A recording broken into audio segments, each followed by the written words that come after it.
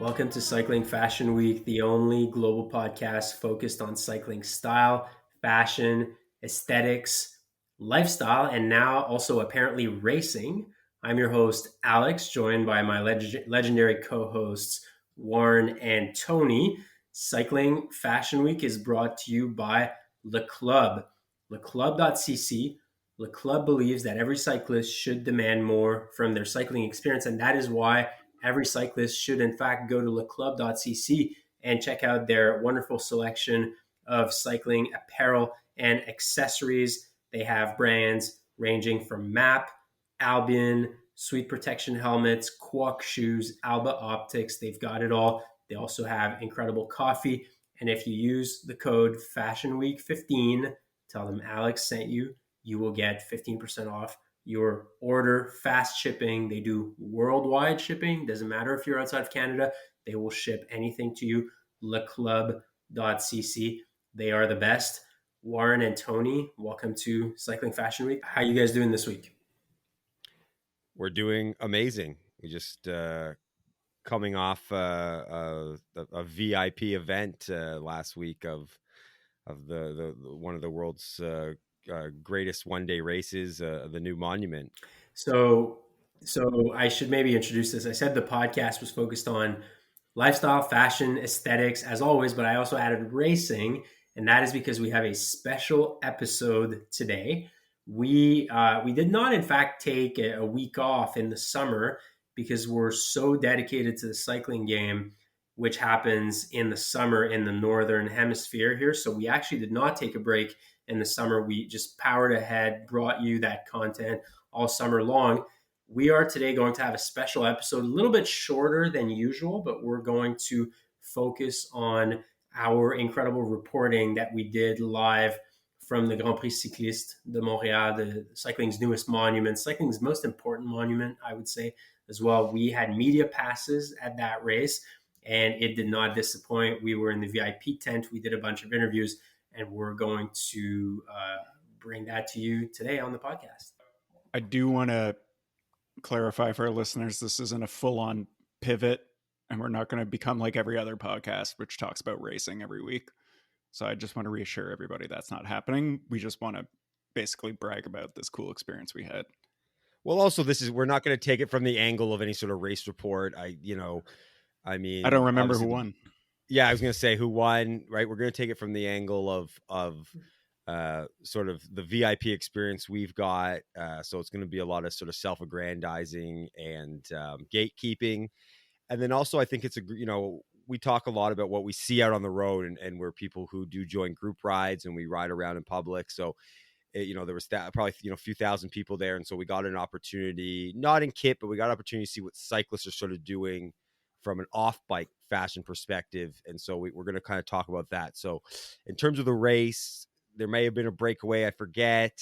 I think a big guy won, but I'm not 100% sure. I'd have to go back and check, who won it. But that's not going to be our focus here. We're not going to talk tactics. We're not going to talk anything like that. It's going to be about elitism from our perspective, because the one thing that the Grand Prix did very well was separating the VIP tent from the public area.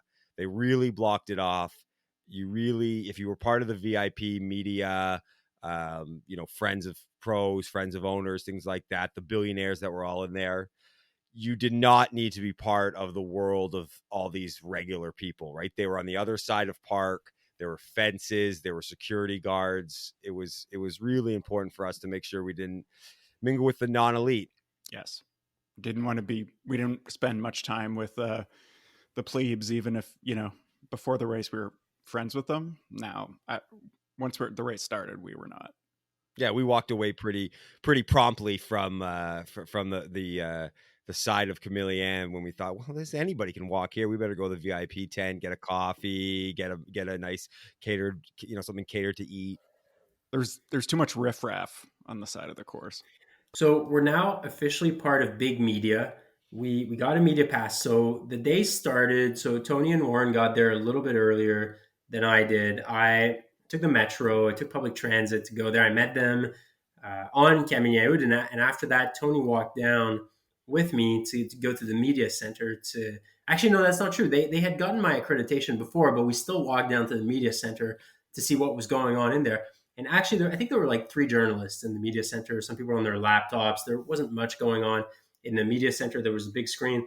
So we immediately went to the VIP tent after that because the media accreditation gave us access to the VIP tent. And we had some really interesting encounters in the VIP tent. So you'll see in our interviews today, we talked to a pro rider who had abandoned the race.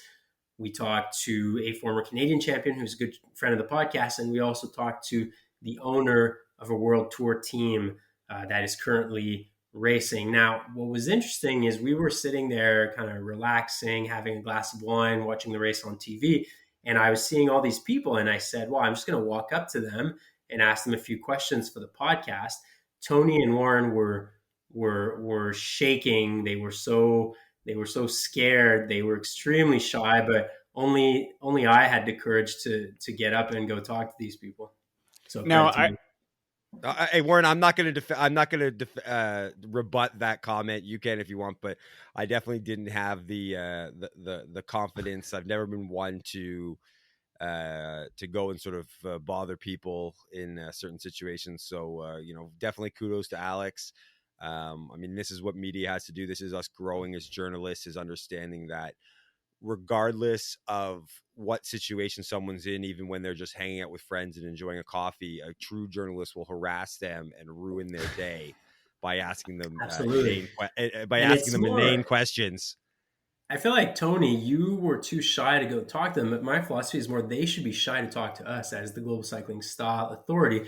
And also, it's not like, it's pro cycling. I mean, it's not the NFL. Like, it's not like journalists are on these people all the time. So I feel like, we're mostly doing them a favor by interviewing them, by growing the sport, Yeah. Too bad you don't get UCI points for getting interviewed. Yeah.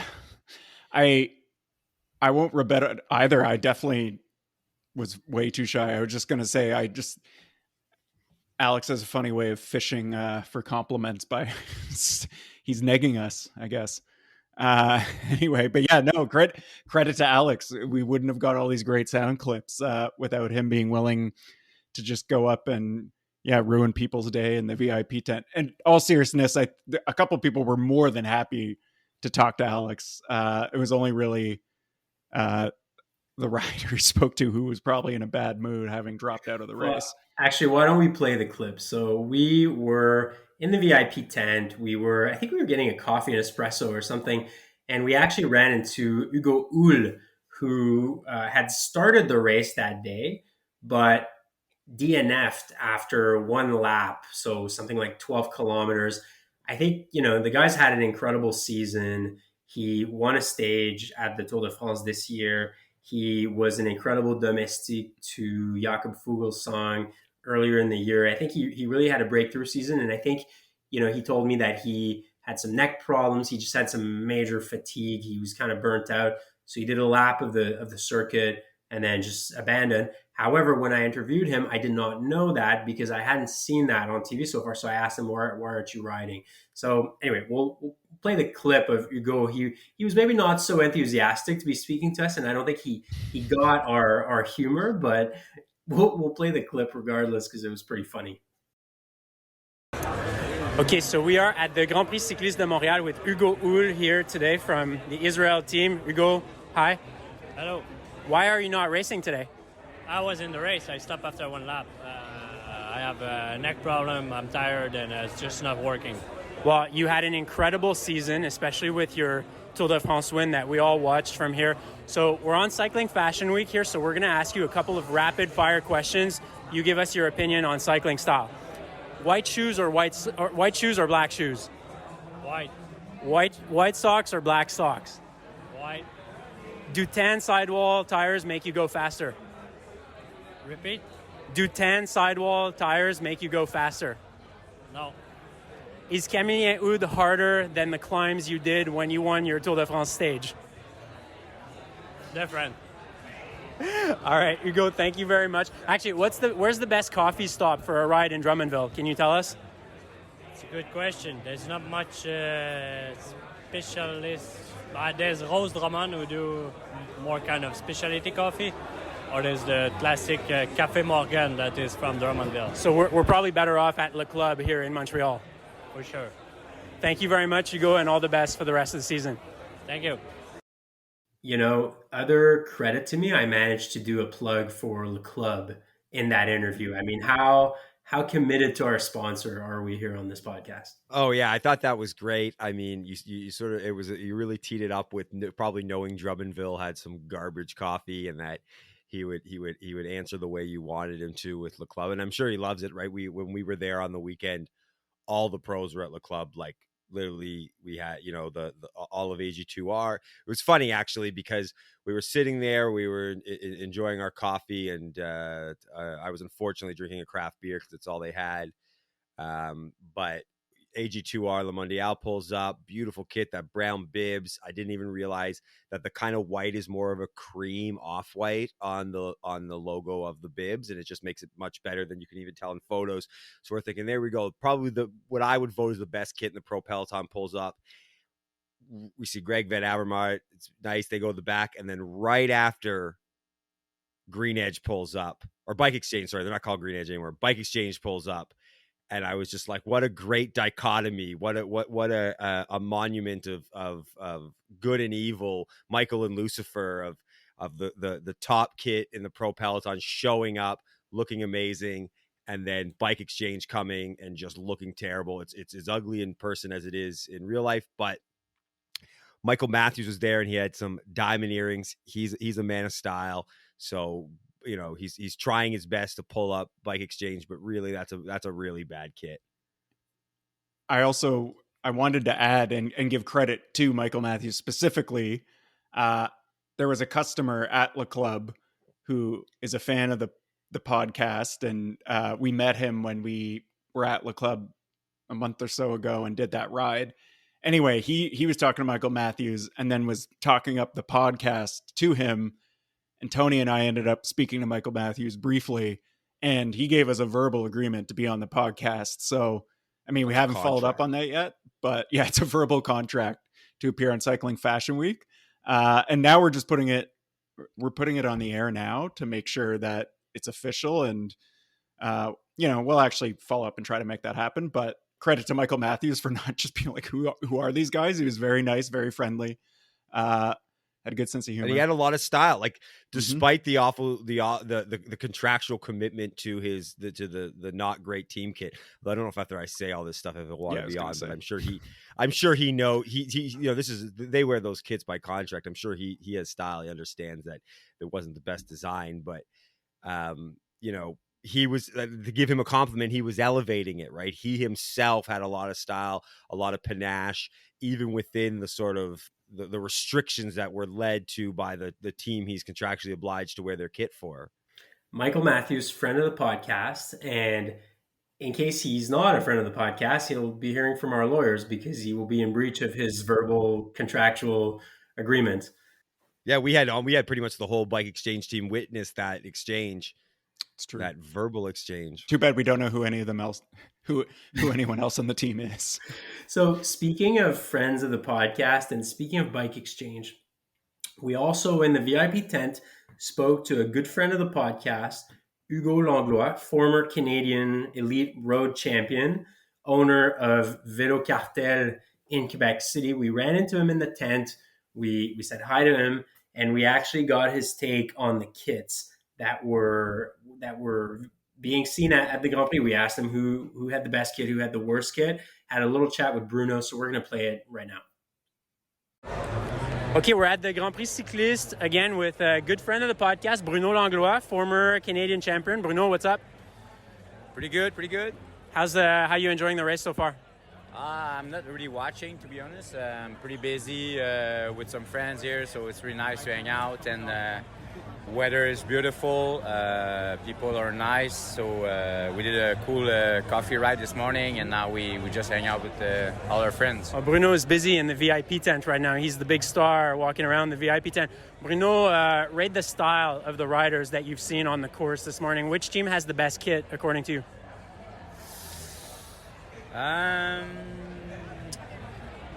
Good question. EF education is pretty different with the green bib. I'm not a big fan of pink, but I think overall the kit is the most explosive. They're pretty solid year in, year out. We like AG2R a lot with the brown chocolate bibs and the white jersey. What do you think of that one? Yeah, it's really nice. I don't really like the big logo, the way the jersey is. I mean, it's not ugly, but it's could be like more Subdued, a little more subtle. Yeah. But the bib for sure, the brown bib is the Browns bib is really nice. Worst kit, can we agree that it's Bike Exchange? Yes. All right, Bruno, thanks a lot. Bruno from Vélo Cartel in Quebec City. They've got a really nice tent here. They're showing their bikes, their coffee, their kit. Nice to see you, Bruno. All the best to you. Thanks, man. So Tony, I asked him, is Bike Exchange the worst kit? And unequivocally, he said yes. So I think that is a big consensus among everybody who was there. I think the key for us will be to interview Michael Matthews after his career is over, because then probably get an honest opinion. Whereas, he's still on the team. He's not going to. We can skirt the Bike Exchange question because we know the answer can't be truthful. But yeah, it seems that when we've talked to the former pros, David, we'll just call him David now. Everyone knows talking about Dave Millar, but we'll just call him David. And the real Stevens, and obviously they can be a bit more open and honest when they're done about their thoughts of the kits, right? But I mean, we know that from our interview with Map, they may be coming into the Pro Peloton and Bike Exchange, the Australian team. Maybe there's a huge chance that they could be the designers of the Bike Exchange Map team, and they could just elevate it, and then it could go from the worst kit to the best kit. Okay, guys, can we talk about off the bike fashion here? The styles I really that want we to talk saw about that at the Grand Prix, because it's very interesting. So we were there the evening before the race. So on the Saturday before the race, there was I guess I'm going to call it an amateur crit, pretty high level. I mean, one of our friends finished third in the women's crit, and I was looking at her Wahoo data after that, and it's some pretty high level performance there, big wattage, very, very fast riders, both on the men's side and the women's side. Let's mention her. Let's give a shout to Skylar. Yeah. Good job, Skylar. We're proud of you. Yeah. And I was going to say, in her 30-second sprint, I think she averaged around 500 watts, which, I couldn't do that. I don't know about you guys, but. No, it's very... So some pretty insane data, some pretty strong performance. So that was the crit the evening before. We were there. So we actually saw a lot of cyclists were at the crit, probably cheering on their friends, just, watching it. I even brought my daughter to the crit. But, we saw what a lot of cyclists like to wear off the bike. So guys, can you elaborate on that a little bit? Give us your thoughts. Well, one thing I want to say, and I want to give credit where credit's due for the success in sort of marketing and building a holistic view of themselves as cyclists, and that is Pas Normal, because the number of off-bike Pas Normal shorts and t-shirts, this is not a slight. Like, I'm done slighting them. They're doing their own thing, but no other brands even have the presence of that kind of off bike thing where I saw so many of the shorts and it was hot. So there's not gonna be sweatshirts of the t-shirts, the musette bags, right. Which I'm very happy with in general, that people are starting to sort of, obviously they are cyclists, but people are using sort of musette bags as their everyday carry. But I would say overwhelmingly the musette bags are Pas Normal, shorts, hats, all that kind of stuff. So I feel like as much as we want to criticize some of the Pas Normal sort of cultishness, it's like from a brand perspective, maybe that's just great. Like, they're off the bike and they're still wearing Pas Normal, whereas I wouldn't say I don't know if I saw any off bike Map stuff. I mean, we saw some you saw some like Le Club and sort of smaller stuff, but I think Pas Normal is really dominating the idea. Like, the Pas Normal cyclist is the Pas Normal cyclist 24/7.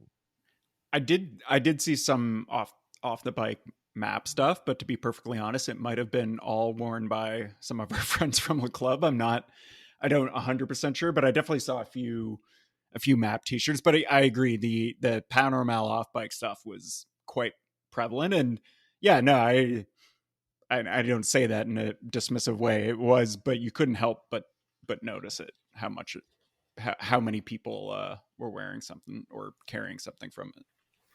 So beyond the brands, one thing I noticed that I don't know how I feel about it, but it seems like a lot of cyclists wear that off the bike is, how can I describe that? So basically shorts that are pretty short shorts. So what is the inseam, like 9 inches, 11 inches? I'm not sure. No, not even close. That would be like a No. 6 or 7.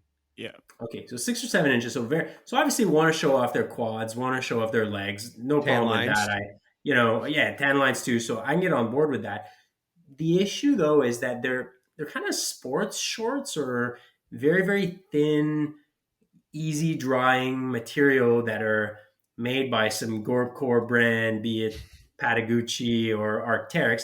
So they will wear that with a sneaker and high white socks in general. So generally speaking, I've noticed that cyclists love to wear cycling shoes off the bike as well, with Cycling those short socks. shorts overall. Cycling socks. Yeah, not cycling shoes. That would be bad. But cycling socks with sneakers. I don't have a problem with the short shorts. I'm probably guilty of wearing them too. I just find the kind of the kind of soft material sports shorts made by Patagucci. I'm not sure I want to be wearing that personally. No, I mean, I'm kind of against it. I have a pair of Patagucci ones, but they're more kind of a cottagey, sort of around the house cleaning up stuff. I do think that, because this has always been one of my career sites of triathletes, and so maybe I've got to throw some of our cyclist friends in, is that a triathlete always looks like they're prepared for a triathlon. Like, you're like, let's meet up for brunch, which I don't really actually do brunch, but some people do. Or let's meet up for a drink. And then you're like, are you in the middle of the triathlon? Like, why are you dressed like that? We're out to dinner. And so I know that this is a hot day and it's a bit different because it is kind of this sporting event, but I don't love the idea of this sort of like, I'm a sports person, and even when I'm not doing sports, I have to look like I'm doing sports, right? Like it's the triathletes, or I think a lot of gym bros do that too, right? Where you meet up with them and they've got kind of like a gym outfit on, and you're saying, well, we're having a cocktail at a wine bar. Like, are you gonna go deadlift right after, or during the middle? And so I'm not keen on it. It's not for me. I think that if you've got great fashion sense on the bike, it should sort of extend to off the bike. And I don't really like that sort of sporty look personally. I'm sure I'll get a lot of blowback. I'm sure some people love it, but I'm not as into it. I don't really dress like that. I think that we posted some photos. Alex and I kind of had a uniform on, but I had some nice sort of navy blue chinos, Chris White t-shirt. And that's kind of where I lend for a hot day more than the sporty look. Lots of Ciele hats too. Oh yeah. Again, the runner's hat, the French Canadian company. That's not that surprising in Montreal. But still, like, they're not currently running. They're standing there watching it's a hot day. It was very hot though. It was unseasonably warm. So. I had my beautiful Ebbets Field vintage hat on. It looks amazing. Still covers from the sun. Still very comfortable. Yeah, Alex and I both had Ebbets Field hats on. Go Clemson Tigers. You can text me and ask why I support them. If my t-shirt had been white, we would have had a pretty solid uniform because we all dark shorts and dark hats. I wasn't wearing my Ebbets Field hat, but I own several. But I was going to agree specifically about the cycling socks thing as a casual look. I just don't agree with that from the pure. It just feels like a waste of cycling socks. Like, those are expensive socks. $30 a sock, and you're going to wear them around like they're like those things are relegated. They're not mine. Are not even in like the same drawer as my regular socks. Me neither. There's a cycling socks bin I have, and they're meant for that. I also think walking would put more wear on them naturally than pedaling in circles. Like I don't know. I'm there's no scientific or rational basis for that. It just seems like walking in shoes would actually put more wear on cycling socks. I have to say though, in defense of the sporting apparel people, it was a very hot day for September in Montreal. I think it was September 11. It was very something very like that. It was 30 plus degrees Celsius, very intense sun. So it in defense of people deciding to go with the sporting clothes, that was probably a reason to do it. Yeah, but when like it's 30 plus in the French Riviera when Alain Delon would be hanging out, and he wasn't wearing sports stuff. He was still dressed real nice. So you can be 30 plus and enjoying a great outfit. I guess, and Montreal's not quite the French Riviera, but it's a nice place. It should be looking nice. So, other part of the experience of being part of big media and big VIP is that we got to go into an official race car for one lap of the circuit. So, for those who don't know about this great monument that is the Grand Prix Cycliste de Montréal, it's an urban circuit that I think has about 12 and a half kilometers of distance, and the riders go through, I believe, 18 or 19 laps. I think 18 laps of that circuit for a total of something like 5,000 meters of positive 4,200 elevation. 42, I thought it was 5,000. Okay, so 4,200 I think meters. I looked at Wout's. Someone sent me Wout's Strava link, and I think it ended up being 4,200. Okay, so 4,200 meters of positive elevation. It was over 200 kilometers, right, Tony? I think, yeah, it was almost, I think it was 230 almost, or 229 or something. So Again. big day on the bike. So something like 18 laps of that circuit. And what we got to do was go in the car for one lap of the circuit with the driver in one of the official race BMWs. And we did two things. First of all, we followed the breakaway. The breakaway had something like 4 minutes lead on the peloton. I think we were on lap number maybe 14 of 18 when we did it.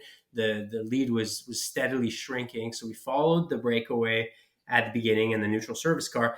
Then our driver accelerated. So essentially went ahead of the breakaway, accelerated, and then positioned us in one of the short but steepest climbs of the circuit, where we got to, he basically parked on the side of the road.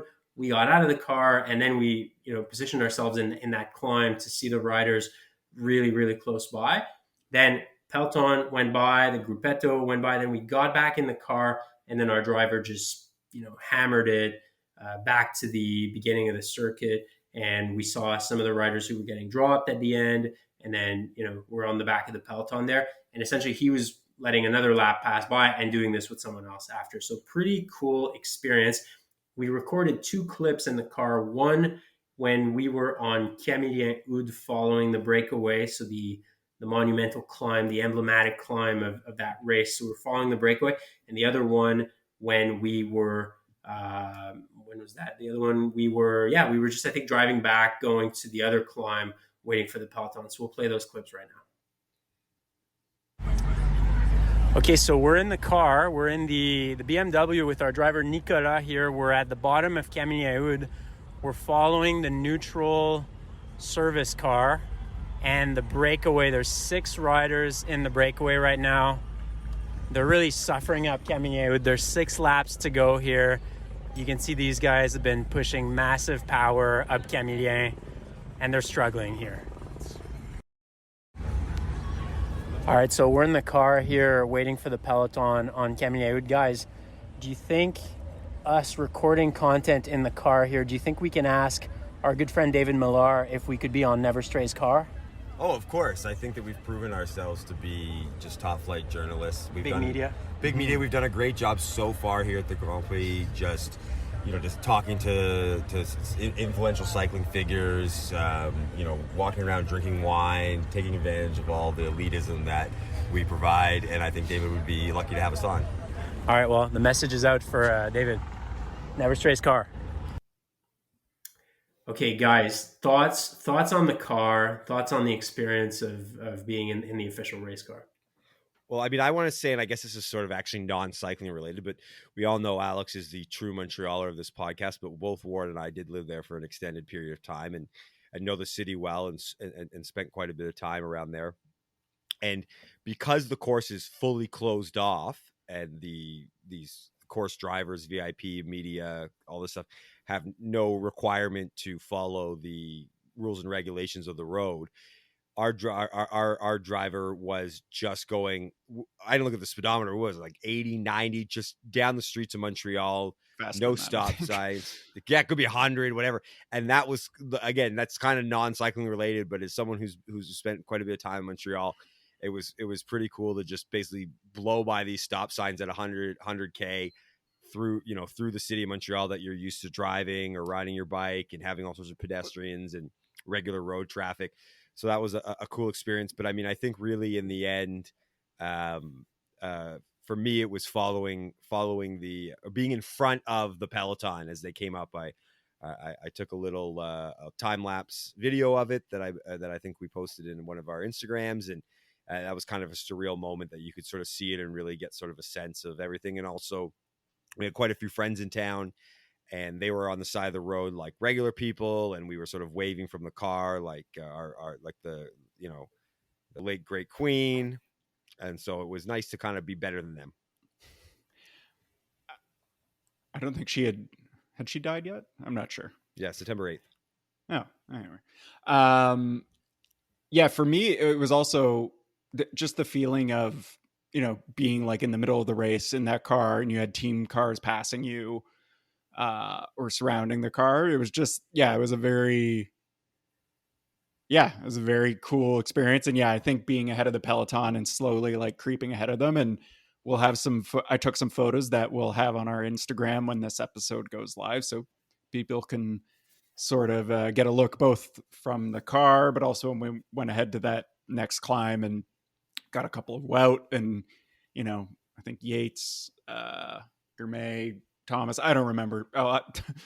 Just go on our Instagram. There'll be some photos from the race itself that I took, but just being in the car was it was a great experience. And that alone was worth getting the media passes for. It was an talking to the experience. Pros, but We when we were getting back towards the peloton and going behind the peloton, we were passing some riders who I guess were getting dropped or were in the gruppetto, and we saw Geraint Thomas at that time, who I believe was getting dropped or he was slowing down, and we recognized him via his glasses. That's basically, we saw an Ineos rider, saw those old white Oakleys, and saw, hey, that's Geraint Thomas right there. So that was pretty cool. And our driver Nicola, shout out to him. He was like just Formula One style through the streets of Montreal. It was pretty incredible. Yeah. Do you think that this is because cycling comes from a sort of whole different background and it's more European? But do we think that maybe the North American idea of the jersey with names on the back and numbers and stuff would be a good idea to be able to discern riders that don't maybe wear such unique glasses? Like, are we stealing away the heritage of cycling, but by doing that, or see, do you that's think that could be interesting. beneficial? So Lance Armstrong, our good friend Lance Armstrong on his podcast. Also, Lance, I know you're listening. Remember, you and Johan Bernil and Jonathan Waters are invited, have a standing invite on Cycling Fashion Week to hash things out. I'm going to close the parentheses here.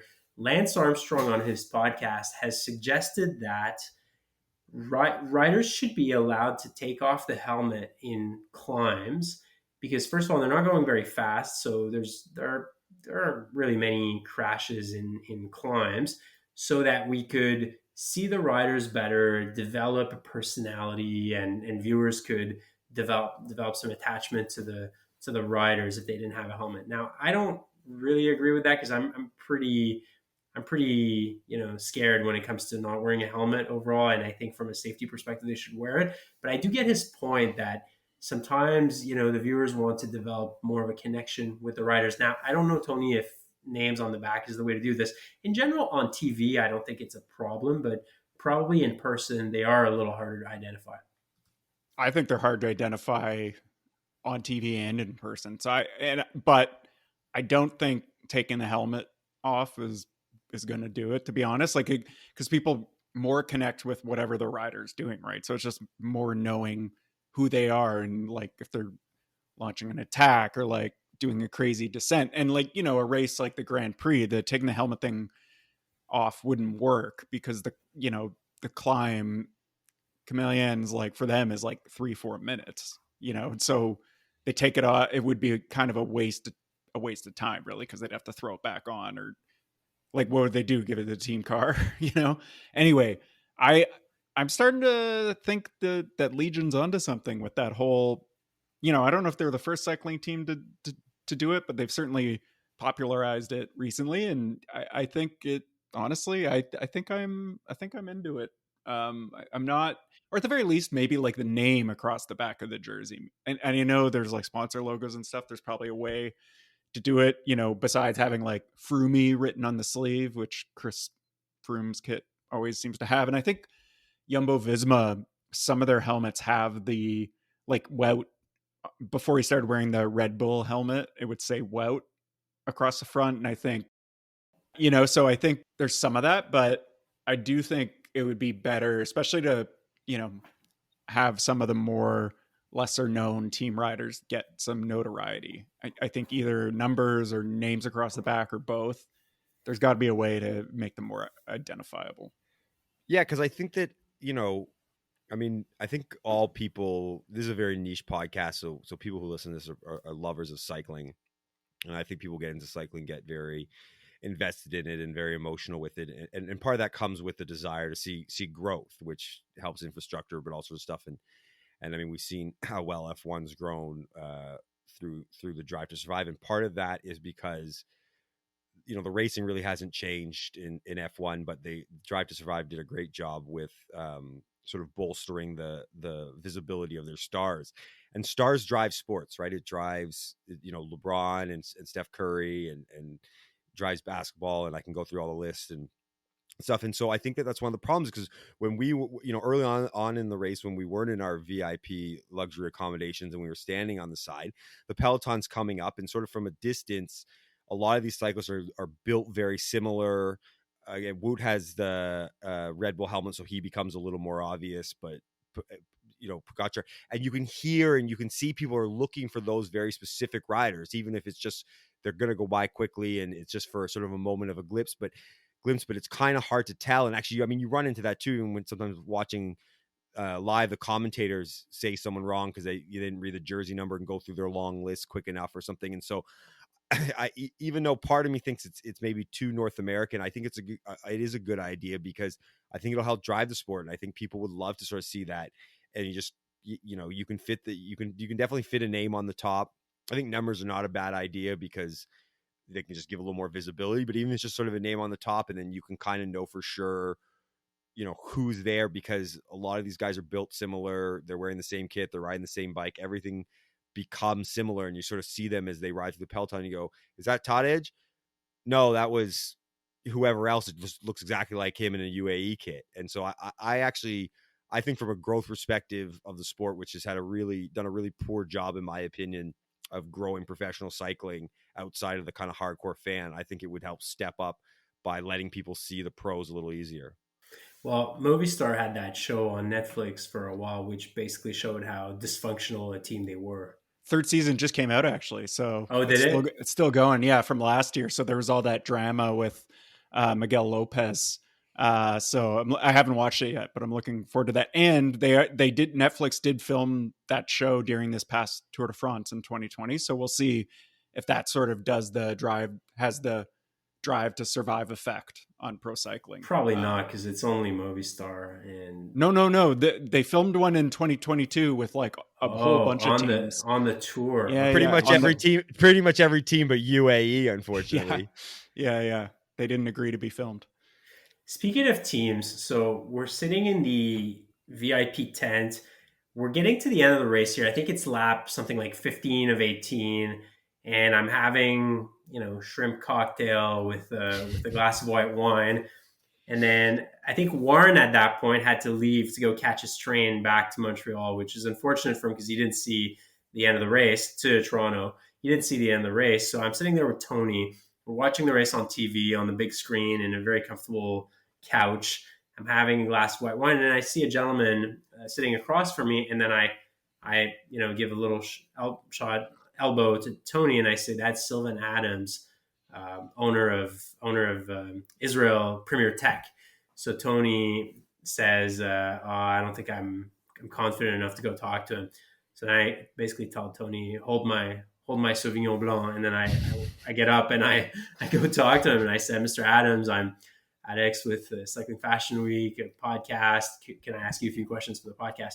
And he said, "Sure, absolutely." So why don't we play the interview? Because he had some interesting comments there where he talked about, he actually talked to us for a pretty good chunk of time, talked about how things were going for them, talked about some kits that they did.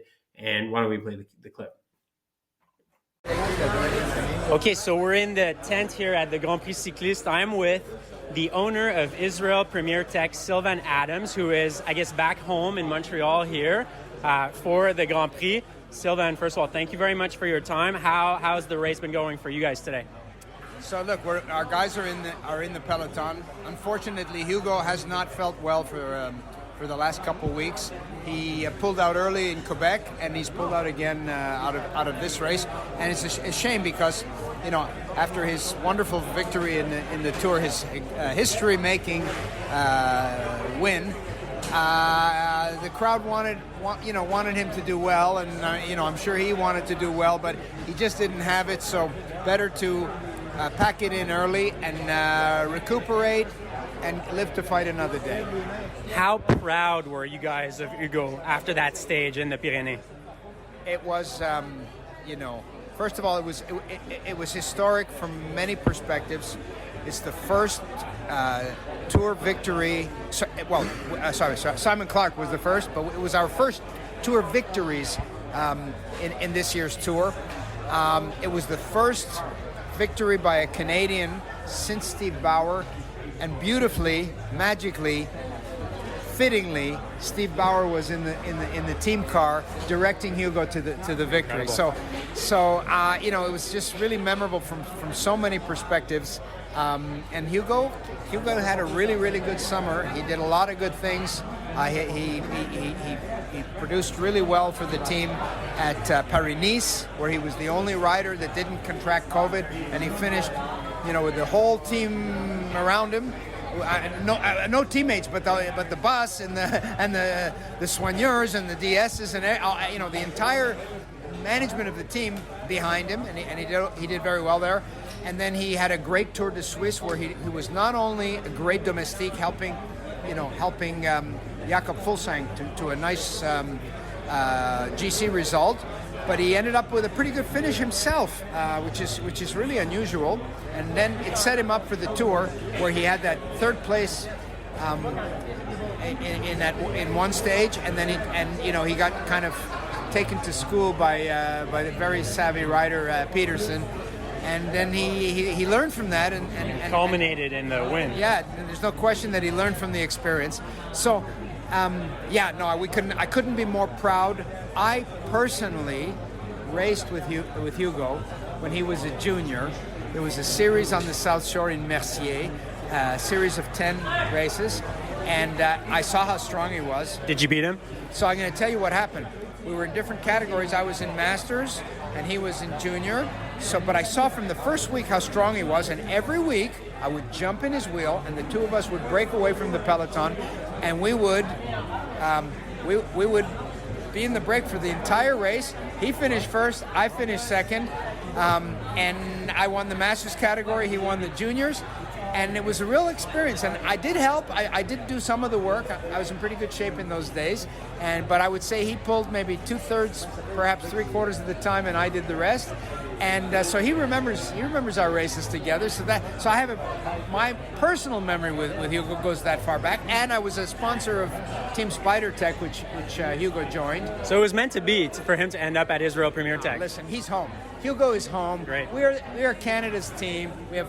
After Antoine retires after this race, we will have every single Canadian in the World Tour. So he's home. Sylvan, tell us about that special kit that you guys unveiled at the Tour de France. So we reviewed it. We were big fans of it. Tell us, were you involved in the design? How did it come together? So yeah, I was involved in the sense that I approved the design, but we had creative people that came up with that. And the idea was to evoke the colors from Africa, and the jungle of Africa, the lushness of Rwanda in particular, because we have a beautiful project. We have two projects in Rwanda. We adopted a women's team over there, and we supply them with bikes. They wear our kits. We supply them with bikes. We supply them with coaches. mechanics, and all kinds of things. So we've basically adopted this team from Rwanda, and now we've started a new project, which is a cycling track that will be used by about 150,000 Rwandans. So it was a way of showing that the sport, we can elevate ourselves even above the actual sport and use the sport to do some good in the world. So I was very proud of the kit. We got lots of very good reviews. It looked very nice, but the colors and the design were really to evoke a little bit of Africa and specifically Rwanda. Sylvan Adams, last but not least, last question. You're from Montreal originally. What's your personal best of Camille Oud? Can you share that with us on the podcast? Sure.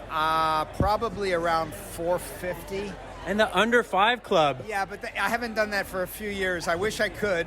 But I was under 5. I was under 5, and I could do it fairly consistently. Not that long ago, let's say maybe 7-8 years ago.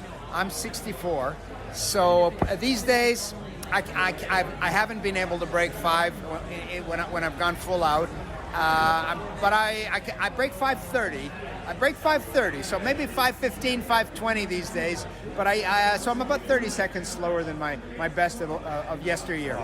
Pretty good for 64. Sylvan Adams, Israel Premier Tech owner, thanks very much for your time. Appreciate it. It's been a pleasure. Good luck with everything. Okay, so that was Sylvan Adams, owner of Israel Premier Tech. Sylvan Adams, a Montrealer originally, was very generous with his time, spoke to us.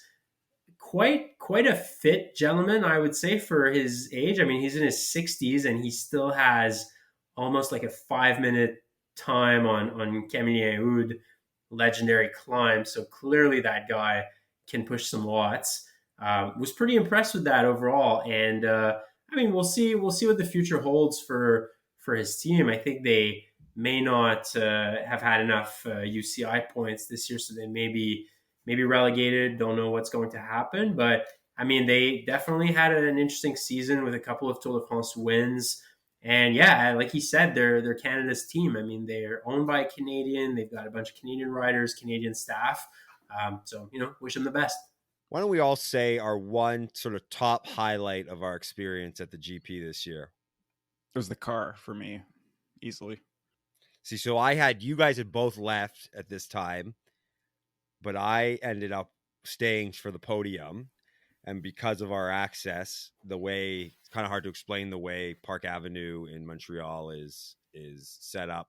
But basically the sort of general crowd is on the other side of where the stage is, and I was essentially within feet of the podium and watching them get their trophies and watching them sort of stand up and stuff. And I was with my long arms, I could have reached out and touched them. Well, maybe not quite that close, but it was because I had been to the GP many times and I've watched the podium, but before we became one of sort of the great medias of cycling, I was always sort of back with the regulars, and so that was maybe my highlight, to just be so close to a podium I've seen from a distance.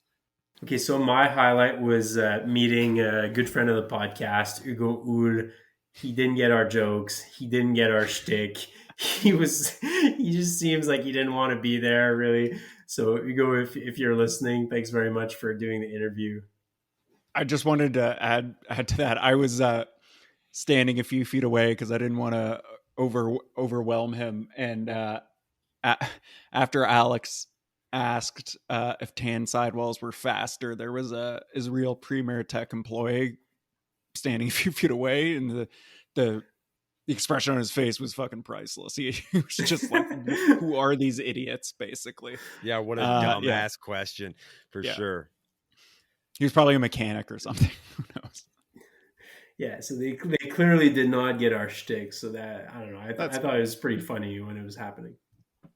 Okay, special episode. We're still going to do our segment Into the Canal, but we're going to focus it on our experience at the UCI World Tour Grand Prix Cycliste de Montréal. Who wants to start, guys? What do you got in the Canal this week? So this actually ended in a heartwarming story in the long run, but it's still sort of a general sense of how you should act it.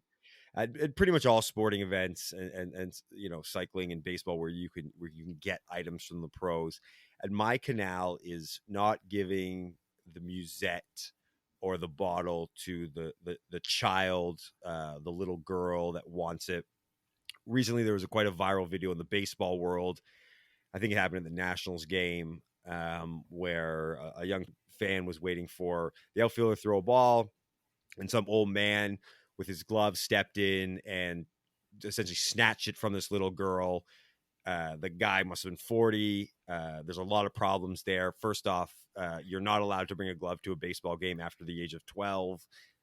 That's a limit there. We can't have adults. You got to barehand it. But anyways, we essentially had what could have ended up as that, but ended up being quite a heartwarming story where there was one of the Lotto Sudal guys threw his musette, and there's a photographer on course, and he went and sort of grabbed it, and everyone from the fans, cheer, give it to me. And there was an older gentleman who was, me. And there were two young girls next to them. And as the photographer came up, he wasn't paying much attention. He was about to give it to the old man. And a few of us said, no, give it to the little girl. He gave it to the little girl, which I think was the right move.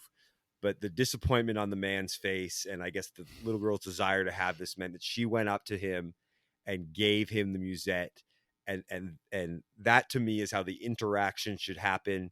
The man got his musette, but he shouldn't be the primary target. The child who's going to have this sort of great experience with the baseball, the whatever accessory comes in the sporting event, should be the primary target. So it really worked out. But my Canal is adults trying to get cycling paraphernalia from pros over children. I think the little girl was disappointed that it was a Lotto Sudal musette, and she's like, ew, I don't want it from a team that's going to be relegated. It's actually one of the least bad musettes in the peloton. Oh no, it's a beautiful musette, but it's actually okay. But the team's having a bad year. She was a huge fan and thought, no, I'm going to wait for the UAE or the Jumbo Visma. Yeah. That girl showed great maturity, especially compared to that older guy there who unfortunately did not show great maturity. But yes, if you go to a sporting event and you get something, just give it to the children all the time. They'll value it way more than you'll forget about it and throw it out. The kid will it'll be like a lifetime memory for the kid. At least a great story, even if they get rid of it. Yeah. Okay, I'm going to do my Canal this week. And my Canal this week is very simple. If you go to a pro cycling race, here's a tip. So I've been to the Grand Prix Cycliste de Montréal. I think this is maybe my 6th time or 7th time going. My first time with the VIP experience, though, but I've been there as a plebe in the past. And I want to give people a tip if they ever attend a UCI Pro Tour race that happens to be on TV at the same time as they are attending. Go to the race for the beginning of the race, for if it's a circuit, even better, you'll get to see the riders many times, and go early and position yourself well in a climb where riders aren't going too fast. You can see them a little bit longer, but maybe I would say, 45 minutes to an hour before the expected arrival time, either go home or if you have VIP access, go to the VIP tent and watch the end of the race on the television. Because if you are in person there, you're not going to see anything. So many people, I believe, walked over to the sprint finish and tried to see it from there. First of all, there's going to be too many people. You're not going to be able to see it. Second of all, even if you are in a position to see, you won't know who won right away. You won't see the tactics. You won't see the lead out, the sprinters kind of launching the sprint. You won't see any of that. You are much better off watching it on TV. So my Canal is people trying to watch the end of the race in person. I don't recommend it. Go home and watch it on television, or better, go to the VIP tent and watch it from there. Or book a train back to Toronto and watch the final sprint live on GCN Plus on your phone, which is what I did. I do want to give some slight defense to those who stay, because I think Alex is right about the kind of ending and the tactic. And if it's a very tight thing, you don't get that recap from the broadcast.